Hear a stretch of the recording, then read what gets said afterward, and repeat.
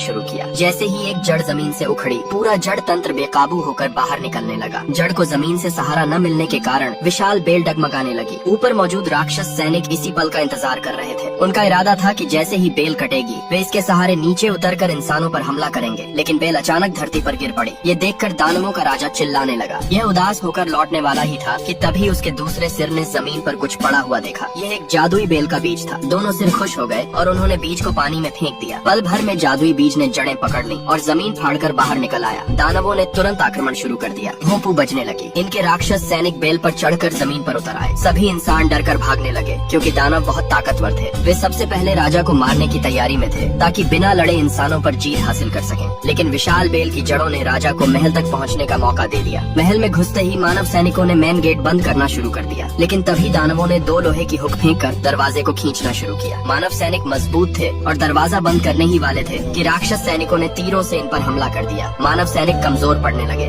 राजा के आदेश पर दूसरा दरवाजा तुरंत बंद कर दिया गया, लेकिन राजा जानता था कि यह ज्यादा देर नहीं टिकेगा। उसने रानी और थॉमस को महल के अंदर छिपने का हुक्म दिया। महल के अंदर आते ही उन्होंने जमीन में हलचल देखी। अचानक जमीन फट गई और एक दानव बाहर निकला। दोनों डरकर राजा की अलमारी में छिप गए। इन्हें उम्मीद नहीं थी कि दारू नाली के रास्ते महल तक पहुंच जाएंगे। होल से एक दानव की बड़ी आंख दिखाई दी। वे तुरंत अलमारी से निकलकर बाहर भागे। दानव दरवाजे में फंस गया क्योंकि दरवाजा छोटा था और वह अंदर नहीं आ सका। दोनों ऊपर के रास्ते बाहर भाग रहे थे। तभी एक बड़े हाथ ने रानी को पकड़ लिया। थॉमस ने देखा तो सामने दानवों का राजा खड़ा था। थॉमस ने बिना देरी किए उस पर हमला करने का सोचा, लेकिन दानव के दूसरे सिर ने उसे देख लिया और थॉमस को पकड़ लिया। थॉमस ने हथियार से दानव के दूसरे सिर पर वार किया, लेकिन उस पर कोई असर नहीं हुआ। राजा थॉमस को खाने ही वाला था कि थॉमस ने जादुई बीज निकाला और उसके मुंह में डाल दिया। बीज दानव के पेट में पहुंचते ही अंदर से जड़ें निकलने लगी। कुछ ही पलों में दानव राजा मर गया। इधर राक्षस सैनिक दरवाजा तोड़कर महल में घुस चुके थे। सभी इंसान डरे हुए थे क्योंकि वे दानवों के सामने छोटे और कमजोर थे। तभी लोगों ने देखा कि राक्षस सैनिक अपने हथियार फेंक रहे हैं और झुककर सलाम कर रहे हैं। किसी को समझ नहीं आया कि क्या हो रहा है। तभी थॉमस महल से बाहर निकला। उसके सिर पर दानव राजा का ताज था। ये गरीब लड़का अब महल का राजा बन गया था। रानी ने थॉमस से शादी कर ली।